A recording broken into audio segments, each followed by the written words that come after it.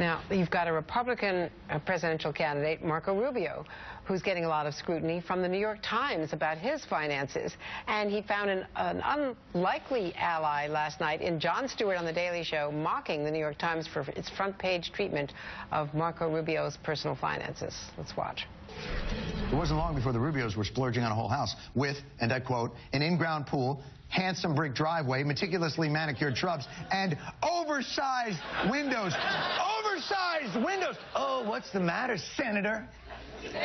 The normal amount of light isn't good enough for you? I'm Senator Marco Rubio. I like to roll around in giant patches of sunlight.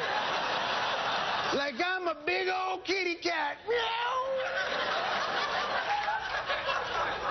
How is this front page news?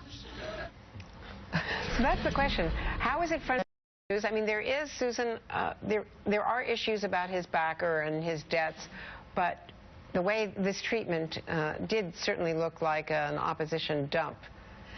And on some issues that I think a lot of Americans would identify with, using money from his book advance to pay off his student loan, for instance.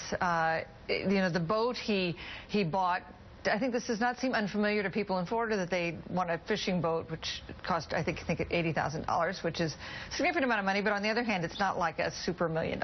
And they leased a car. They leased an SUV. So, you know, in a way, you never want to be the subject of a negative story on the front page of a newspaper. On the other hand, this is the kind of criticism or skeptical look that I think makes a lot of voters say, hey, I can see myself in this guy. This is not a rich guy who has inherited a lot of money from a famous family.